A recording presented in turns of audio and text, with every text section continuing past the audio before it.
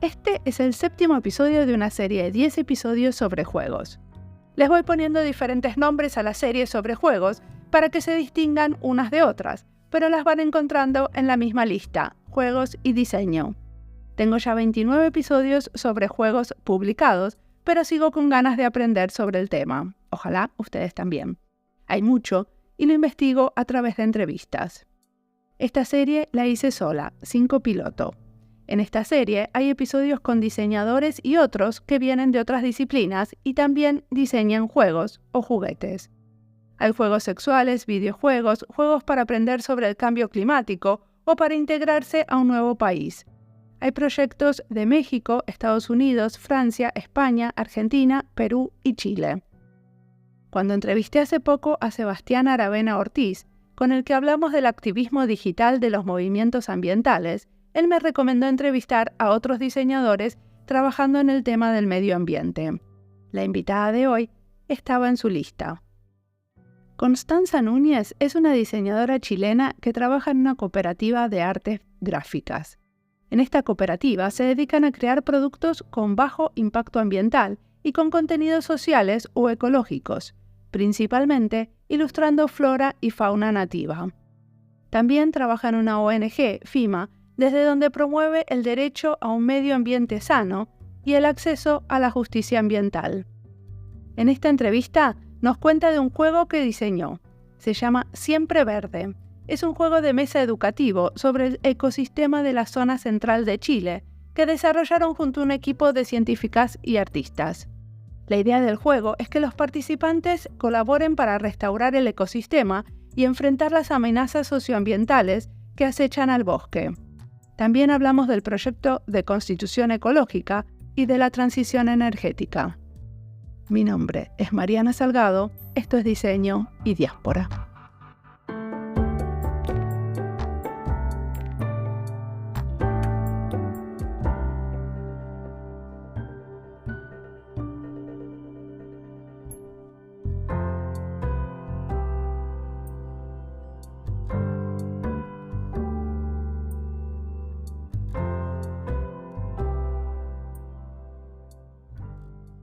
Mi nombre es Constanza Núñez, soy diseñadora de profesión.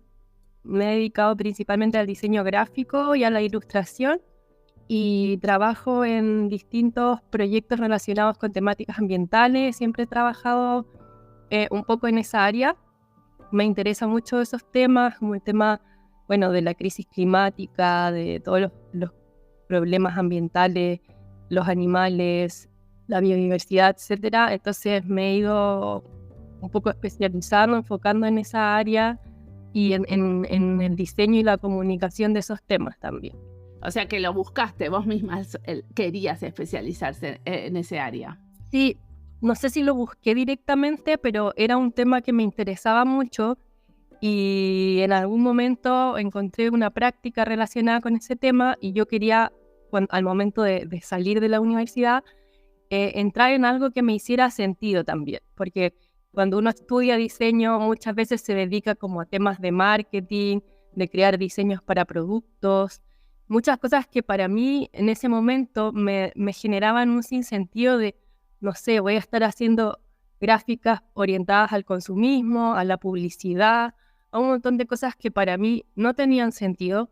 Entonces, cuando yo vi esta oportunidad de una práctica para trabajar en área de sustentabilidad, yo dije como, ya, esto para mí sí tiene sentido y estando ahí obviamente aprendí mucho más, aprendí temas sobre cambio climático, sobre residuos, sobre agua, sobre huella de carbono, un poco de todas las áreas y ahí obviamente me fui interesando más y dije como sí, este como digamos es mi camino. Perfecto. ¿Y cuál fue tu primera experiencia en este camino? Yo me metí a hacer la práctica en el área de sustentabilidad de la misma universidad donde estudié, que era orientada primero a diseñar el plan de sustentabilidad, como hacer el diseño, la diagramación, y ahí mismo hacer distintas cosas de comunicaciones relacionadas a esos temas. ¿En qué universidad estudiaste? En la Universidad Católica de Chile. Okay. ¿Y ahí tienen un plan de sostenibilidad de toda la universidad? Bueno, justo ese año en que yo me metí a hacer la práctica se estaba armando ese espacio, que fue una iniciativa de ex estudiantes que le presentaron al rector: queremos hacer esta oficina de sustentabilidad que vea temas de sustentabilidad, tanto internas, digamos, como del campus, que tenga, no sé, sistema de reciclaje, que vea temas de cuidado del agua, de la energía, pero que también pueda involucrar estos temas en la academia, en lo que se está enseñando a los estudiantes, en educar también respecto a la crisis climática. Entonces ahí se armó este plan de sustentabilidad que, digamos, se presentó al rector y era como el plan. Entonces yo me metí ahí como bien al principio de cuando se estaba armando eso y ahí me quedé, digamos, varios años, porque obviamente esta unidad empezó a crecer, empezó a llegar más gente a trabajar distintos temas y yo seguí trabajando primero como diseñadora y después también un poco a cargo de las comunicaciones en general, de las campañas, etc. ¿Qué tipo de campañas había? Como campañas en el campus para poner dividir los residuos, ese tipo de cosas. Claro, campañas de reciclaje, campañas, por ejemplo, había un programa que se llamaba Agentes de Cambio para la Sustentabilidad en ese tiempo, que era un programa orientado a los funcionarios, a los académicos y a los estudiantes, pensando en qué acciones podían hacer ellos dentro de sus espacios de trabajo. Por ejemplo, los funcionarios que podían hacer en sus oficinas. Entonces, tenía una serie de acciones que ellos podían ejecutar en distintas áreas, por ejemplo, en temas de energía, en temas de agua, en temas de reciclaje. Nosotros les hacíamos capacitaciones en los distintos temas y les ayudábamos también a implementar esas acciones. O sea que trabajaste desde lo estratégico hasta la implementación de los detalles de esta estrategia. O sea, principalmente yo trabajaba ahí en lo más parte de comunicación, que lo estratégico, la implementación, las capacitaciones lo hacían mis compañeros. Yo hacía un taller ahí en ese programa de comunicaciones también para la sustentabilidad. Ahí trabajábamos principalmente en lo que era la difusión, las campañas, las gráficas y muchas veces también a veces el contacto con periodistas de las otras áreas de la universidad. Decime, y ahora estuviste trabajando o desarrollando un juego de mesa educativo. ¿Me querés contar sobre ese proyecto? Sí. Bueno, este proyecto es parte de un colectivo que, bueno, yo soy parte de una cooperativa de trabajo, que es la Cooperativa de Trabajo de Diseño y Serigrafía, y somos un grupo de distintas personas, artistas, diseñadores. En ese momento también habían psicólogos, científicos, y con ese grupo decidimos armar este proyecto para postularlo a un Fondart, que son los fondos de arte de acá, de Chile, el 2021. ¿Ya? Y a nosotros siempre, bueno, nos interesaban mucho los temas de educación ambiental y nos centramos en la biodiversidad del bosque esclerófilo, que es el tipo de bosque que existe aquí en la zona central de Chile, que es un bosque, es una zona de mucho interés ecológico porque tiene muchas especies que son endémicas de acá, pero lo orientamos con contenidos de enseñanza media, que digamos son los estudiantes de acá, digamos desde los 14 a los 17 años, que en ese tramo tienen contenidos de ecología en el colegio, y pensamos cómo incluir todos estos temas en un juego para hacerlo más dinámico y para que obviamente el aprendizaje también sea a través del juego. Postulamos este fondo, que lo ganamos, entonces ahí empezamos a trabajar y fue un trabajo súper bonito en el sentido de colaborar entre distintas disciplinas. Por un lado teníamos una veterinaria, una profe de biología que veían un poco toda la parte de contenidos, de hacer la selección de las especies, de que toda la información estuviera correcta. Y por otro lado éramos diseñadores artistas viendo un poco la parte material, la parte gráfica, pero también todo el proceso de creación fue bien en conjunto, de pensar cómo iba a ser la mecánica de este juego, y un proceso largo en el fondo de ir puliendo también, simplificando, y ir probando, testeando con mismos estudiantes para ver si les parecía muy complejo, si se entendía, si no se entendía, qué aprendían, etc. Entonces, este juego resultó en un mapa que lo hicimos en tela. Además, es un producto así físico muy interesante en el sentido de que no es un juego tradicional en una caja, sino que es un estuche de tela que se abre y se convierte en el mapa del juego. Y adentro también viene con todas sus piezas, que además lo estampamos nosotros mismos en serigrafía. Y hicimos también un mazo de cartas que son más de 80 especies nativas del bosque esclerófilo, entre fauna, flora y fungi. Entonces fue un proceso muy interesante y de mucho aprendizaje para nosotros también, de aprender sobre todas esas especies y de que resultó también en algo muy bonito, muy, muy educativo también. Entonces en este juego los jugadores tienen que, cada uno representa un cerro isla dentro de este valle que es el mapa y tienen que conectar todos los cerros a través de corredores biológicos. Y para eso tienen que ir juntando cartas de biodiversidad y al crear ciertas combinaciones van ganando nuevas losetas de bosque. Entonces, al ir juntando estas losetas de bosque se van armando estos caminos que finalmente pueden conectar los cerros. Y en paralelo a eso también hay una ficha de amenaza que va avanzando también en cada ronda y va al avanzar ubicando losetas de terrenos degradados. Entonces al final también es una lucha un poco contra el tiempo y contra las amenazas que tienen que haber al final, son las mismas amenazas que nosotros identificamos acá como amenazas socioambientales. Amenazas socioambientales, exactamente, que tienen que ver con los incendios forestales, las inmobiliarias, el avance de la megaminería, la caza ilegal, la introducción de especies, y hay un montón de amenazas socioambientales que incluimos, la crisis climática también, y que también tienen como su texto ahí educativo. Entonces cada vez que va avanzando también la amenaza, va pasando algo distinto y uno va introduciendo también esos conceptos.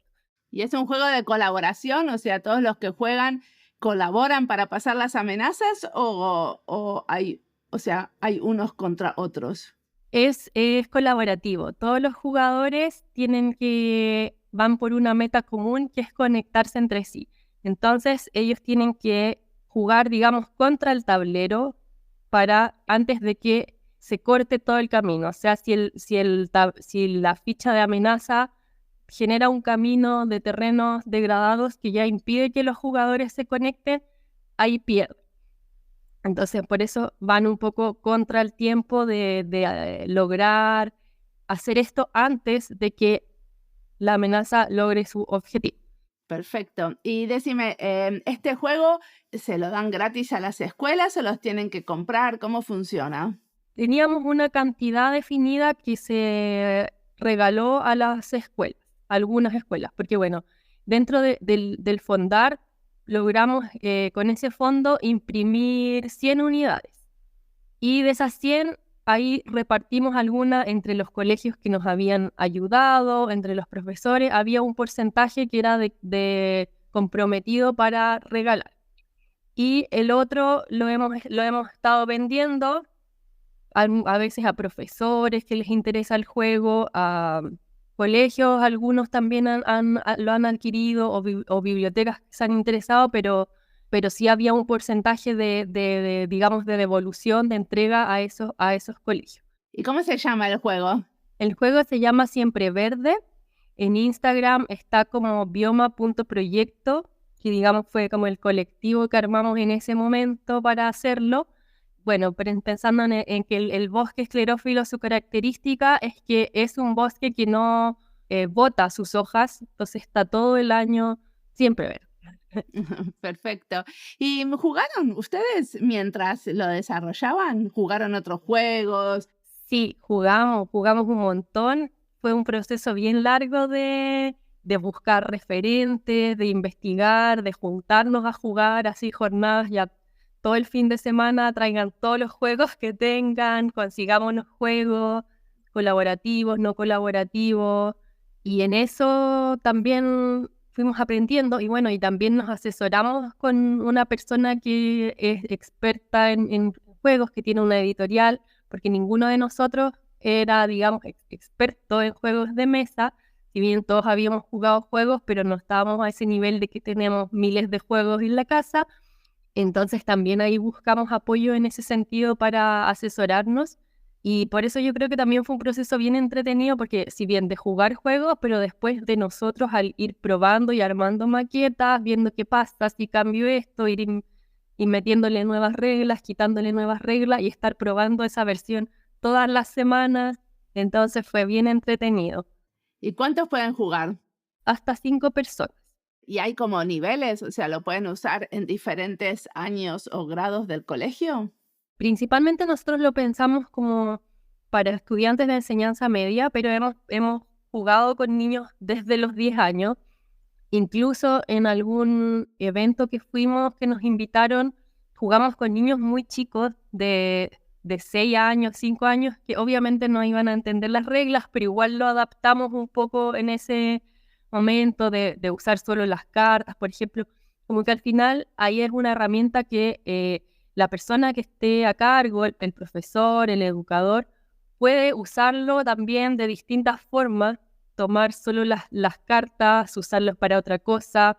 Un poco el juego viene con estas reglas y esta forma de jugar que a lo mejor tiene instrucciones que son para niños, no sé, desde los 10 años hacia arriba, pero los elementos que trae el juego sirven para mostrar otras cosas también, que ahí, según la creatividad del profesor, puede usarlas para otras cosas.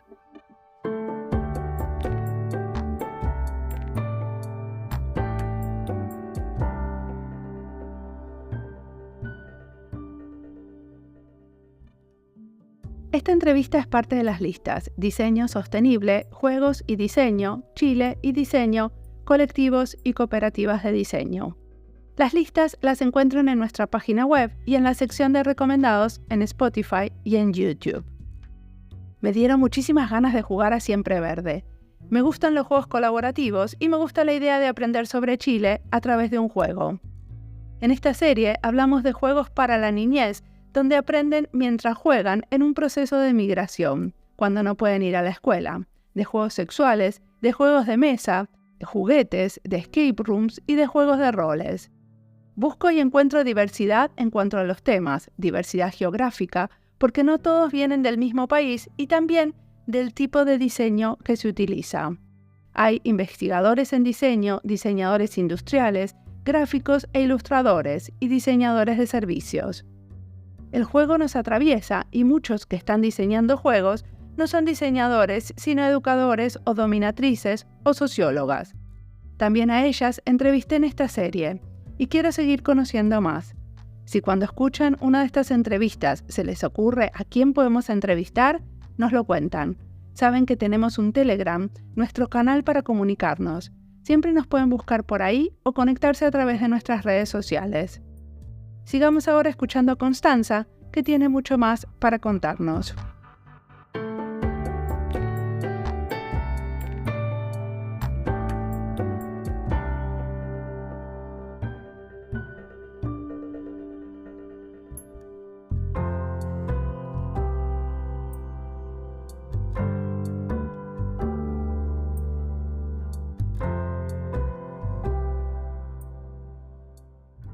Pasemos a otro tema totalmente diferente. Aparte de trabajar en esta cooperativa, también trabajas en una ONG, ¿no? Durante la mitad del día. ¿Nos querés contar qué hace esa ONG? Sí, yo trabajo en ONG FIMA, que es una ONG que tiene más de 25 años de experiencia en principalmente derecho ambiental. Partió siendo una ONG que se dedicaba a llevar causas judiciales relacionadas con conflictos socioambientales, defendiendo a comunidades que están en conflictos con empresas, con el Estado. Hoy día ha ampliado y hacemos harto más, pero también sigue siendo bien principal el tema de los litigios. Los litigios relacionados con conflictos, pero hoy día tiene varias áreas. Bueno, sigue teniendo esta área de litigios, pero también se hacen estudios relacionados a estos mismos conflictos, se ven muchos temas de participación ciudadana, de políticas públicas, de incidir, digamos, en las políticas públicas, todo lo que tenga que ver finalmente con el acceso a la justicia ambiental en Chile. Y están haciendo una constitución ecológica. Lo trabajamos cuando fue el proceso constituyente. Ah, se referían a eso, ok. Ok, pensé que tenían su propia constitución, No, como decir su propio manifiesto. Cuando fue el proceso constituyente, nosotros nos metimos harto ahí en tema de campaña y bueno, en redes con todas las organizaciones de las que somos parte acá, a proponer y a incidir en qué cosas debiera considerar la Constitución para que fuera ecológica. O sea, ahí, bueno, nosotros teníamos, digamos, como algunas propuestas de qué cosas debiera incluir. Se hizo mucho trabajo en eso. Después hicimos campaña también en promover todos estos artículos, en que se aprobara. Bueno, finalmente eso no ocurrió, pero igual fue un trabajo súper bonito, súper intenso, y también de aprendizaje y de muchas cosas que igual en algún momento del tiempo se pueden volver a retomar, porque sobre todo ahí se habló mucho de derechos de la naturaleza, del acceso al agua, como derecho humano, cosas que siguen siendo muy relevantes en Chile porque tenemos una cantidad de conflictos relacionados con temas ambientales que requieren mucho de un cambio no solo de constitución, también de paradigma acá, de cómo funcionan las cosas en Chile, donde, digamos, todo es privado y queda un poco a las manos, uno queda con las manos atadas respecto, no sé, a proteger el agua, a proteger ciertos lugares o las comunidades, a proteger sus territorios. Sí, contame, ¿cuál es el rol de una diseñadora en este tipo de trabajo? ¿Qué cosas haces vos? Sí, bueno, como yo te contaba, principalmente me dedicaba al diseño gráfico y a la ilustración. Entonces, acá dentro de FIMA he estado trabajando toda la parte de difusión de todos los productos que salen de la ONG, ya sea desde los informes, los estudios, comunicar muchas veces resultados de casos o contar en qué está pasando en tal lugar a través de infografías, a través de gráficas. Entonces mi rol aquí un poco es muchas veces traducir cosas que son muy jurídicas y complejas, llevarlas a un lenguaje visual, a un lenguaje simple, que podamos difundirlas. Entonces eso es como gran parte del trabajo, un poco de hacer ese traspaso, de bajar esa información para llegar a un público más cercano. Y después tienen como maneras de alguna manera darse cuenta si funcionó, si la gente lo entendió. No sé si alguna vez hemos hecho así como el ejercicio de preguntar cómo se entendió, ¿no? Pero sí, muchas veces hemos recibido muchos comentarios respecto a que les gusta mucho cómo mostramos las cosas visualmente. Entonces, eso ha sido como nuestro feedback, digamos, de que como recibir comentarios desde distintas partes, como que les parece que eso resulta, funciona, se entiende, es atractivo. Entonces hemos seguido en esa línea. Ahora mismo yo estoy tratando de ordenar todas las gráficas, todo lo que tenemos en un tipo así, manual de marca, pero pensado en una ONG, también para que puedan todas las personas que trabajan acá tenerlo claro y usarlo, y que pueda ser más fácil, porque en FIMA trabajamos muchas personas y yo soy la única diseñadora, entonces hay muchas veces que ya no alcanzo a hacer todas las cosas que hay que hacer, y queda un poco también a cargo de cada uno de esto es algo simple que puede sacar la misma persona, entonces ya. Y yo veo, digamos, las cosas más grandes que sí requieren que lo vea un diseñador. Entonces estamos en eso, también pensando ahora, metiéndonos en temas de transición energética, cómo comunicar esos temas, cómo pensar una campaña en que podamos comunicar los temas de transición energética justa, que es un tema súper complejo acá, porque para las comunidades la transición energética que se está proponiendo desde el Estado no está siendo justa. ¿Nos contás un poquito de contexto? ¿Qué es lo que están haciendo? acá se está promoviendo mucho el hidrógeno verde como energía renovable y la minería del litio, pensando también en las energías renovables.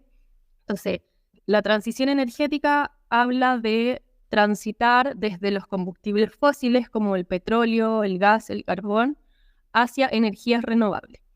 Esas energías renovables requieren muchas veces intervenir otros lugares, como por ejemplo el litio, requiere extraer el litio de los salares en este caso, donde también hay comunidades afectadas. Entonces, cuando se habla de que esta transición energética sea justa, es que sea con participación de las comunidades y que no sea siguiendo esta lógica extractivista de ir a un territorio, extraer todos los minerales, dejar un poco un desastre ahí.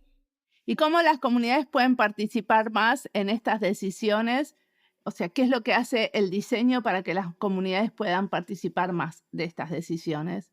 O sea, yo por mi parte no trabajo en eso, pero si bien el diseño sí puede generar esas instancias participativas en términos de pensar cómo se pueden generar estas conversaciones entre las distintas partes, generar dinámicas o formas de que estas conversaciones ocurran o actividades en que estas conversaciones ocurran. Yo creo que también a través de observar qué sucede en esas conversaciones, en qué puntos son donde no se está, digamos, entendiendo, porque muchas veces hay temas que son de entendimiento y otras veces que son temas como de diferencias políticas que un poco no son tan reconciliables. Entonces, quizás ahí el diseño puede aportar desde miradas de cómo diseñar espacios de participación, pero también tiene que haber para eso una voluntad política desde el Estado de querer finalmente incluir esas visiones de las comunidades, porque muchas veces hacen espacios de participación, pero que finalmente no son vinculantes con las comunidades. Entonces, una queja constante también de las comunidades es decir, he ido a 20 conversaciones, qué sé yo, reuniones con tal y tal persona del Estado, pero al final eso no queda en nada, es ir a conversar y a contarle el problema para que después no pase nada o pase algo totalmente distinto a lo que ellos esperaban. Entonces también ahí uno puede pensar en cómo generar espacios de co-construcción también finalmente, que no sea solo un espacio de cuéntenme qué es lo que quieren, les hago las consultas y después yo me voy y diseño el proyecto por mi cuenta, sino que pensemos cómo diseñar esto en conjunto. Sí, un poco más de codiseño. Claro. Pero bueno, supongo que en la ONG ustedes tienen gente que se dedica a armar esos espacios en la medida de lo posible. Más que nada, o sea, así como nosotros no hacemos tanto vínculo entre Estado, comunidades, sino que los vemos un poco como, por un lado, nuestro trabajo con las comunidades y por el otro, trabajo de incidencia en temas de políticas públicas o qué sé yo, con el Estado. También yo creo por un tema como de confianzas, en el sentido de que en las comunidades también siempre hay un resquemor, una desconfianza importante a lo que viene del Estado muchas veces, como de lo que vienen a proponer, lo que vienen a dejar. Si nosotros nos ponemos un poco en intermedio, dependiendo de la comunidad, se podría generar ahí una desconfianza. En algunos casos sí se han hecho, la ONG sí ha hecho instancias de participación en conjunto con organismos del Estado. Por ejemplo, en el año pasado, si no me equivoco, se hizo junto con el gobierno regional de Los Lagos una asamblea climática ciudadana, que fue un proyecto que se propuso en conjunto. Se hizo una convocatoria grande, se hizo una selección de personas de distintas edades, géneros, orígenes étnicos, que quisieran ser parte de la asamblea climática de Los Lagos. Entonces el primero fue un proceso de selección y después fue un proceso de participar. Estas personas participaron en la asamblea y propusieron, el objetivo de la asamblea era revisar un documento propuesto por la región de Los Lagos para abordar la crisis climática en la región y hacerle todas las correcciones, recomendaciones, etc. que eso finalmente después el gobierno tomó la sugerencia. Entonces fue como, si mal no recuerdo, la primera experiencia que tuvo la ONG en algo así más participativo, como de generar un espacio en que la ciudadanía pudiera realmente participar. Buenísimo. ¿Y qué cosas recomendás? ¿Qué te inspira? ¿Qué miras, escuchas, lees? Estoy pensando en un libro que yo siempre recuerdo que alguna vez me recomendaron, muy relacionado con estos temas, y que yo siempre como que lo traigo a mi memoria porque me gustó mucho, que es El país de las últimas cosas, de Paul Auster. Bueno, es como medio distópico igual, pero un poco abre a pensar como distintas como posibilidades del mundo, bueno, relacionado con estos temas como del consumo, de los residuos. ¿Y en el futuro qué te gustaría hacer que todavía no te animaste? Ahora mismo he estado pensando, bueno, me gusta mucho también el tema, como a mí me gusta harto dibujar y pensar también en historia. Tengo mucho la idea de trabajar en novela gráfica o en desarrollar algo así como tipo cómic, tipo libro ilustrado. Me gustaría mucho trabajar en eso, obviamente pensando en cómo mezclarlo con todas estas temáticas que estoy siempre trabajando. Ahora mismo he estado desarrollando esta idea de cuento ilustrado y quiero empezar a trabajar con el tema de los animales, de la relación con los animales. Entonces estaba ahí un poco dándole vuelta a cómo bajar eso en un texto, en ilustraciones que puedan también ser educativos en ese sentido, en temas de relación con los animales. Eso, y obviamente seguir aprendiendo un poco. Siempre estoy como en esta división de, por un lado, estoy todo el rato viendo temas y aprendiendo sobre cómo comunicar temas ambientales, un poco pensando más en lo estratégico de cómo comunicar estos temas que son complejos, cómo trabajar con las audiencias, etcétera. Y por otro lado, como en la bajada súper concreta de el dibujo, la ilustración, llevar eso, pero también algo súper concreto. Entonces siempre estoy explorando un poco esos dos caminos y aprendiendo también de las dos cosas. Buenísimo. Bueno, muchísimas gracias por la entrevista.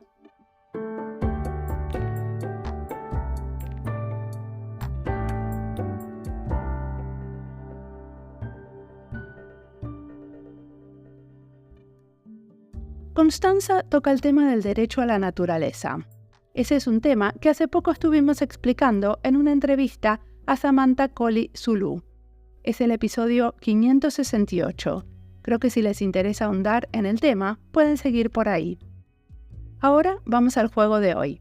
Estoy cerrando esta serie con un juego que leo del libro Invitación al tiempo explosivo. Es un libro donde Julián Lacalle y Julio Monteverde compilaron juegos. El juego de hoy se llama ¿Abrirías? Los jugadores realizan una lista de personajes que les parezcan interesantes por los más diversos motivos. La pregunta es siempre la misma. Suponiendo que la persona llamara a tu puerta, ¿le abrirías? ¿Con qué disposición de ánimo? ¿Y por qué? Este es un juego que lo publicó el Grupo Surrealista de París en la revista Medium en 1953.